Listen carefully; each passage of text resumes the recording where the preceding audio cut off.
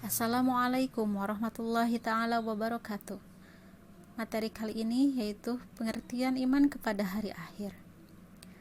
Keyakinan akan adanya hari akhir merupakan rukun iman yang kelima yang harus diyakini oleh setiap umat Islam. Segala perbuatan baik dan buruk yang dilakukan setiap manusia pasti akan diperhitungkan seadil-adilnya di akhir kelak. Itulah sebabnya sikap hati-hati dalam menjalani hidup sangat penting menjadi perhatian. Gunakanlah waktu dengan sebaik-baiknya dengan cara menjalankan perintahnya dan meninggalkan larangannya demi mendapatkan kehidupan bahagia di dunia dan akhirat. Di samping itu harus menjadi kesadaran bersama bahwa adanya akhirat menjadi bukti keadilan Allah Subhanahu wa taala, sehingga apa jadinya hidup ini jika akhirat itu tidak ada. Kehidupan manusia tidak berakhir dengan kematian. Kematian hanya akhir masa ujian manusia di dunia. Apakah ia memilih beriman atau kafir, dan berbuat baik atau jahat? Alam akhirat adalah alam tempat manusia menerima balasan dari amal-amal yang dilakukannya di dunia secara adil. Amal baik akan dibalas dengan kebahagiaan, sebaliknya, amal buruk berdampak pada penyesalan karena akan dibalas dengan siksaan yang amat pedih. Makna hari kiamat. Hari kiamat disebut juga hari akhir, disebut juga hari pembalasan. Hari kiamat yaitu hari penegakan hukum Allah Subhanahu wa taala yang seadil-adilnya. Menurut istilah, hari akhir adalah hari hancurnya alam semesta secara total, termasuk isinya dan berakhirnya kehidupan semua makhluk Allah Subhanahu wa taala. Adapun pengertian iman kepada hari akhir adalah percaya dengan sepenuh keyakinan bahwa hari akhir itu ada dan akan terjadi, serta adanya kehidupan yang kekal abadi di akhirat kelak. Selanjutnya, berkenaan dengan tanda-tanda datangnya hari akhir, berdasarkan Al-Quran, Surat Al-A'raf, Surat ke-7 ayat 187, diperoleh penjelasan dan gambaran bahwa kedatangan hari akhir tidak ada seorang pun yang tahu, termasuk Rasulullah SAW. Namun, tanda-tandanya dapat dijelaskan sebagai berikut. Pertama, tanda-tanda kecil. Hamba sahaya wanita melahirkan anak majikannya, ada sekelompok orang yang tidak beralas kaki lengkap, sebelah saja, pengembala yang berlomba-lomba membangun gedung yang tinggi, dan sebagainya. Tanda-tanda kiamat besar, misalnya datangnya Ya'jul dan Ma'jul, munculnya Dajjal, dan terbitnya matahari dari sebelah barat. Hari kiamat dapat dijelaskan menurut Al-Quran dan teori ilmu alam. Hari kiamat menurut Al-Quran. Hari kiamat menurut Al-Quran dibagi menjadi dua, yaitu kiamat sugro atau kecil, yang kedua kiamat kubro atau kiamat besar. Kiamat sugro atau kecil hendaklah menjadi kesadaran bersama bahwa setiap mukmin tidak akan bertemu dengan hari kiamat atau kiamat kubro, tetapi kita semua akan merasakan kiamat sugro. Adapun pengertian menurut bahasa adalah datangnya kematian atau kerusakan bagi setiap makhluk, termasuk manusia yang bersifat lokal dan individu. Adapun pengertian istilahnya adalah datangnya kematian yang menimpa setiap manusia. Perhatikan Quran Surat Ali Imran, surat ketiga, ayat 185 berikut. Kullu nafsin dha'iqatul maut wa innama tuwaffawna ujurakum yawmal qiyamah. Artinya, setiap yang bernyawa akan merasakan mati, dan hanya pada hari kiamat sajalah diberikan dengan sempurna balasanmu. Quran Surat Ali Imran, surat ketiga, ayat 185. Rasulullah Shallallahu Alaihi Wasallam bersabda, "Man mata faqad qamat qiyamatuhu." Artinya, barang siapa yang mati, mendapatkan kiamatnya. Kematian adalah berpisahnya ruh dan jasad. Ruh kembali kepada Allah Subhanahu wa taala, sementara jasad kembali ke asal kejadiannya, yaitu tanah. Apa yang terjadi jika maut datang? Apakah ruh akan mati? Ruh itu kekal dengan izinnya. Adapun yang mati adalah nafs atau anfus. Dalam Quran surat Al-Ankabut surat ke-29 ayat 57, matinya nafs ini bersamaan dengan keluarnya ruh dari jasad. Quran surat Al-An'am surat ke-6 ayat 93. Pasca kematian, setiap manusia memasuki alam barzah. Barzah adalah alam yang membatasi alam dunia dan alam akhirat, sebuah alam yang seakan-akan tembus pandang karena ia dapat melihat kehidupan dunia. Begitu juga keadaan di alam akhirat. Di alam barzah ini, setiap manusia menunggu sampai terjadinya kiamat kubro. Ia akan tetap berada di alam itu, dan setiap manusia sudah menyadari kebenaran janji-janji Allah Subhanahu wa Ta'ala. Bahkan kepada mereka yang berperilaku buruk sudah diperlihatkan neraka dan siksa. Inilah siksa yang merupakan bagian dari azab kubur. Di alam barzah atau alam kubur, setiap manusia mendapatkan kejadian harus dihadapi, yaitu pertanyaan kubur. Beberapa pertanyaan yang diajukan antara lain tentang Tuhan, agama, nabi, iman, dan kiblatnya. Nikmat dan siksa kubur. Nikmat kubur diberikan kepada orang-orang yang baik amalnya.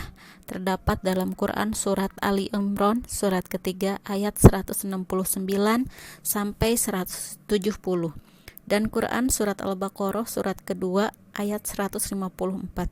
Sebaliknya, siksa kubur diperuntukkan bagi orang yang zalim, munafik, kafir, dan musyrik.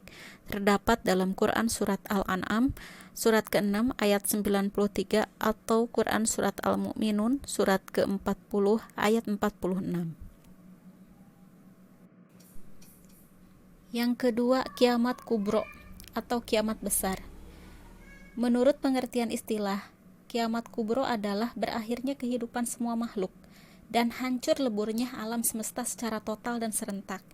Ingat, kejadiannya bersamaan, menyeluruh, dan tidak menyisakan sejengkal pun alam semesta yang selamat dari kehancuran. Perhatikan kandungan isi Quran surat At-Takwir surat ke-81 ayat 1, 2, 3, 6, dan 11. Melalui ayat-ayat tersebut, peristiwa kiamat menjadi peristiwa yang luar biasa, sangat hebat dan berat, menggetarkan serta menakutkan. Betapa tidak, malaikat Israfil meniup sangkakala, lalu bumi memuntahkan isinya, gunung-gunung dibenturkan, langit pecah menggelegar.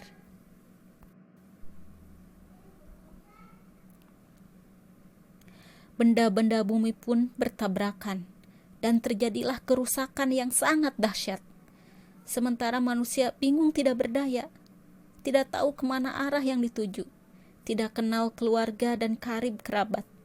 Akibatnya, setiap diri hanya mencari keselamatannya sendiri. Pada saat kiamat kubro ini, insya Allah seluruh umat Islam yang beriman telah Allah wafatkan terlebih dahulu, jadi tidak akan mengalami kiamat kubro. Hari kiamat menurut teori ilmu alam. Yang pertama menurut teori fisika. Sekitar 150 juta kilometer jauhnya letak matahari dari bumi, tetapi pancaran sinar matahari sampai ke bumi sekitar 8 menit 20 detik. Luas permukaannya 616 kali 110 km, sama dengan 620-160 km. Sementara garis tengah matahari 1,4 juta kilometer. Berdasarkan pendapat ahli fisika, energi dipancarkan ke angkasa dan sekitarnya 5,7 kali 1027 kalori, sama dengan 5.853,9 kalori per menit, dan dapat menyala 50 miliar tahun dengan panas 15 derajat Celcius. Jika nanti pancaran sinar matahari tidak nampak atau muncul, atau sinar cahayanya telah redup karena tenaga atau sinarnya sudah habis, niscaya tidak ada angin dan awan yang akibatnya hujan tidak akan turun. Selanjutnya, terjadilah kehancuran yang luar biasa di permukaan bumi, karena gunung-gunung akan meletus, ombak bergulung-gulung, air laut naik laksana tsunami, akhirnya hancurlah bumi ini.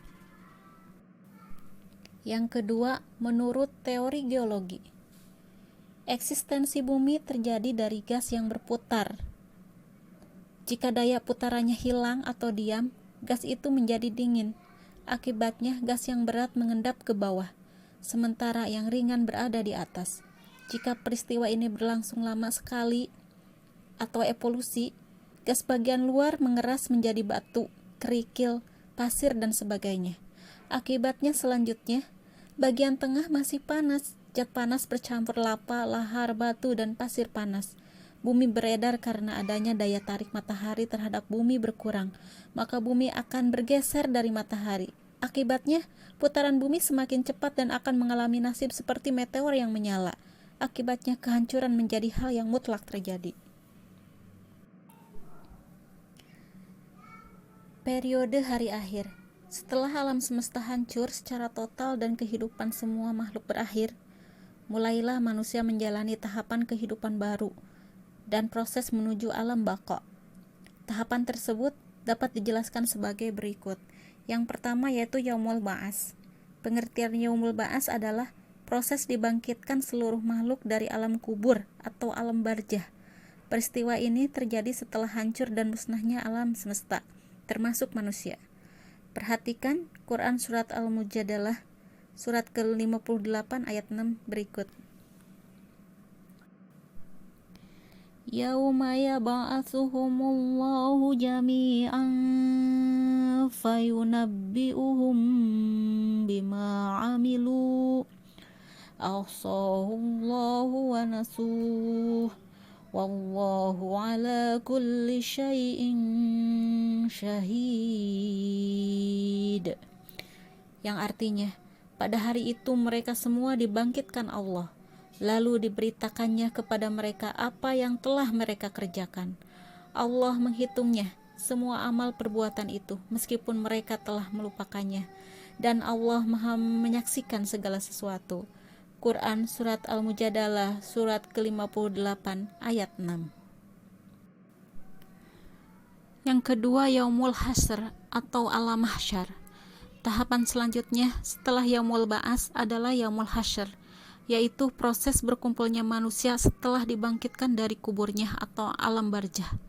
Lalu seluruh manusia mengikuti dikumpulkan menuju sebuah tempat yang luas, yaitu padang mahsyar. Mendengar kata terakhir ini, coba bayangkan padang Arafah saat wukuf, karena ia seakan-akan miniatur padang mahsyar. Seperti terdapat dalam Quran Surat Al-Kahfi, surat ke-18 ayat 47. Wa hasyarnahum falam nugodir minhum ahada, yang artinya, dan kami kumpulkan mereka seluruh manusia, dan tidak kami tinggalkan seorang pun dari mereka. Quran Surat Al-Kahfi, surat ke-18 ayat 47. Selanjutnya Allah Subhanahu wa Ta'ala akan memberikan imbalan atau pahala atau sanksi kepada setiap orang sesuai dengan amal perbuatannya di dunia. Sebagai umat Islam, kita harus mawas diri, apakah iman, Islam, ihsan benar-benar sudah dilaksanakan. Sejauh manakah ibadah kita dan amal soleh kita persiapkan untuk akhirat. Apakah kita sudah meminta ampun dan bertobat kepada Allah Subhanahu wa Ta'ala atas dosa-dosa yang kita lakukan. Yang ketiga yaitu Yaumul Hisab dan Yaumul Mizan. Allah Subhanahu wa Ta'ala memperlihatkan semua amalan untuk dihisab, baik amal baik maupun amal buruk. Setiap dosa yang dilakukan akan dihisab, dihitung atau diperhitungkan dengan sangat teliti. Setelah perhitungan ini lalu dilakukan proses penimbangan atau mizan. Saat proses ini berlangsung, tidak ada seorang pun yang dizolimi. Hal ini dapat dikaji dari prosesnya, yaitu saat amalan setiap manusia dihitung, anggota tubuhnya ikut menjadi saksi. Perhatikan firman Allah SWT berikut yang artinya, pada hari ketika lidah, tangan, dan kaki mereka jadi saksi atas mereka terhadap apa yang dahulu mereka kerjakan. Quran Surat An-Nur, surat ke-24 ayat 24. Setelah dihitung, setiap manusia di alam mahsyar akan memperoleh buku catatan amal. yang sudah dicatat malaikat Raqib dan Atid, yang berisi semua perbuatan dan perilaku manusia saat hidup di dunia. Firman Allah Subhanahu wa taala sebagai berikut. Wa wudi'al kitabu fataral mujrimina musfikina mimma fihi wa yaquluna ya wailatana ma li hadzal kitab la yubadiru saghiratan wala kabiratan illa ahsaha wa wajadu ma amilu hadira wa la yadhlimu rabbuka ahada. Artinya, dan diletakkanlah kitab catatan amal, lalu engkau akan melihat orang yang berdosa merasa ketakutan terhadap apa yang tertulis di dalamnya, dan mereka berkata, betapa celaka kami, kitab apakah ini? Tidak ada yang tertinggal, yang kecil dan yang besar, melainkan tercatat semuanya. Dan mereka dapati semua apa yang telah mereka kerjakan tertulis, dan Tuhanmu tidak menzalimi seorang jua pun. Quran Surat Al-Kahfi, surat ke-18, ayat 49. Tahapan lebih lanjut setelah Yaumul Hisab adalah Yaumul Mizan, yaitu timbangan yang adil tentang kebajikan dan keburukan setiap manusia. Amal setiap orang ditimbang dan tidak seorang pun yang diuntungkan ataupun dirugikan, karena proses penimbangan amal ini dilakukan secara adil.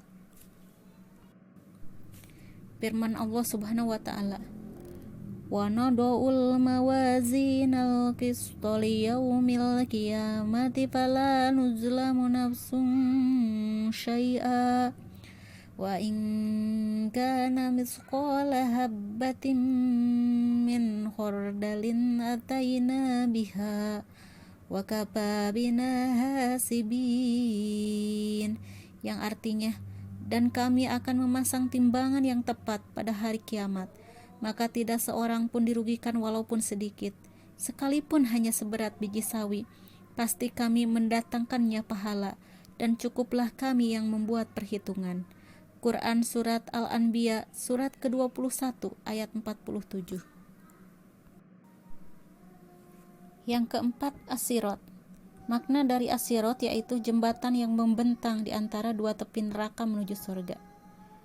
Mudah atau sulitnya melewati as-sirat ini tergantung pada amal perbuatan setiap manusia, termasuk hasil timbangan yang diperolehnya. Rasulullah Shallallahu Alaihi Wasallam bersabda, yang artinya, terbentanglah jembatan as-sirat itu di antara dua tepi neraka Jahannam. Hadis riwayat Muslim. Yang kelima, Yaumul Fasl dan Jaza. Yaumul Fasl adalah keputusan Allah Subhanahu wa taala terhadap nasib orang-orang beriman dan orang-orang kafir di akhirat kelak, sehingga menjadi jelas manusia yang beruntung dan celaka. Firman Allah Subhanahu wa taala, "Wa ma adraka ma yaumul fasl. Wailu yauma idzil lil mukadzibin." Yang artinya, dan tahukah kamu apakah hari keputusan itu? Celakalah pada hari itu bagi mereka yang mendustakan kebenaran. Quran Surat Al-Mursalat, surat ke-77, ayat 14 sampai ayat 15. Sementara Yaumul Jaza adalah hari pembalasan atas segala amal manusia ketika hidup di dunia. Seseorang yang beramal baik mendapatkan balasan baik, yaitu sorga. Sedangkan yang beramal buruk mendapat balasan yang buruk, yaitu neraka. Firman Allah Subhanahu wa taala, "Al-yauma tujza kullu nafsin bima kasabat, la zulmal yaum. Innallaha sari'ul hisab." Yang artinya, pada hari ini setiap jiwa diberi balasan sesuai dengan apa yang telah dikerjakannya. Tidak ada yang dirugikan pada hari ini. Sungguh Allah sangat cepat perhitungannya. Quran Surat Al-Ghafir, surat ke-40, ayat 17. Balasan amal baik dengan surga. Surga menjadi tahap akhir bagi proses hari akhir, Surga menjadi tempat bagi manusia yang mempunyai amal baik dan soleh. Surga penuh dengan segala kenikmatan dan kebahagiaan. Beruntunglah manusia yang kelak akan menjadi penghuni surga. Surga menurut istilah Quran adalah jannah, artinya kebun yang indah atau tanaman yang penuh hikmah. Sementara menurut istilah yaitu tempat yang penuh keindahan, kenikmatan, kebahagiaan yang kekal abadi.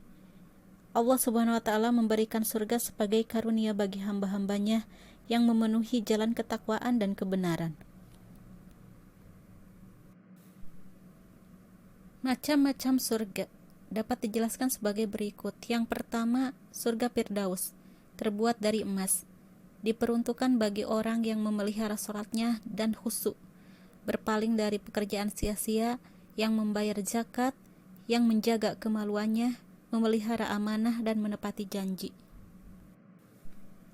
Yang kedua, surga Aden, terbuat dari intan putih, diperuntukkan bagi orang yang mengerjakan kebaikan kepada Allah Subhanahu wa Ta'ala, orang yang beriman dan beramal soleh, banyak berbuat baik, orang yang sabar, banyak berinfak, membalas kejahatan dengan kebaikan.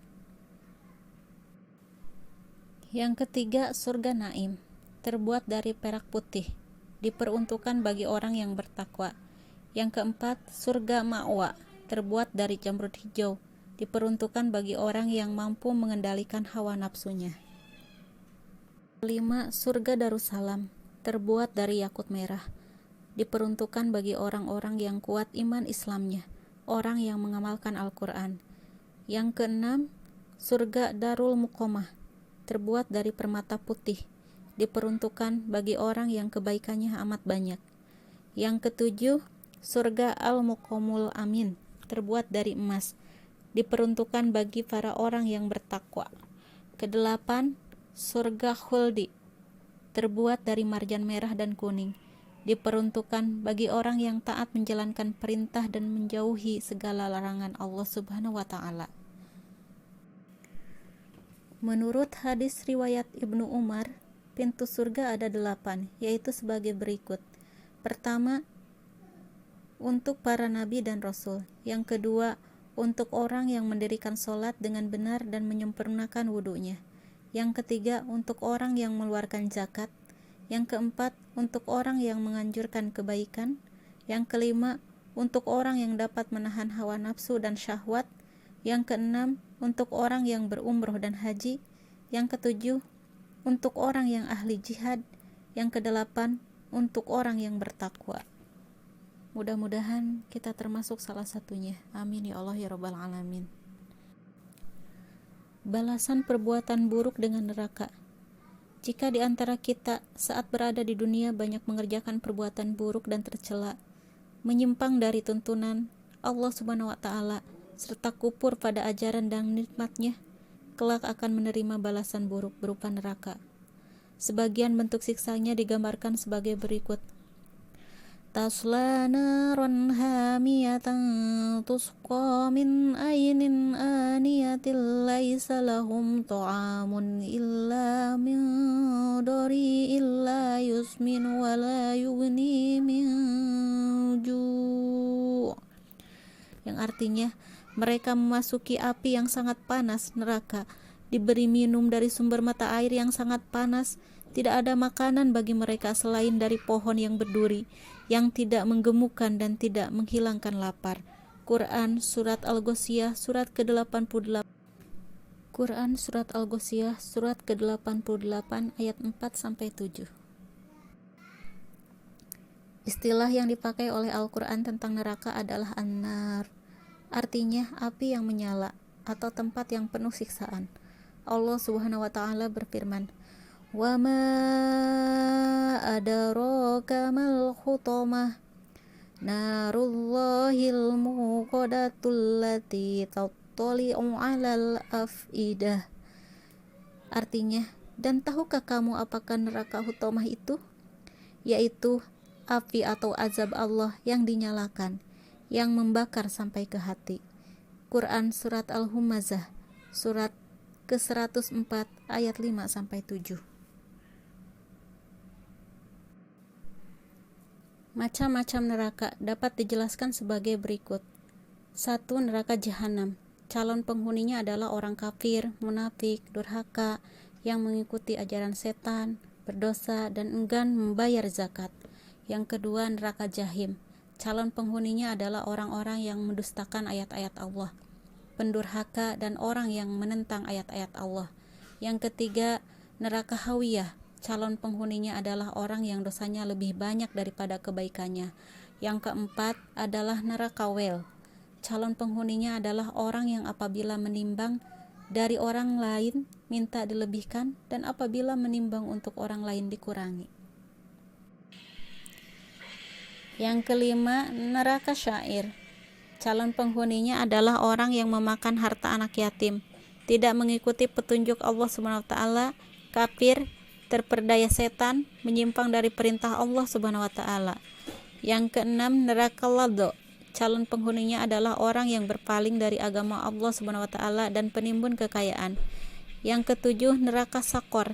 Calon penghuninya adalah orang yang tidak pernah sholat, tidak pernah memberi makan orang miskin, berbuat batil, dan tidak percaya hari akhir.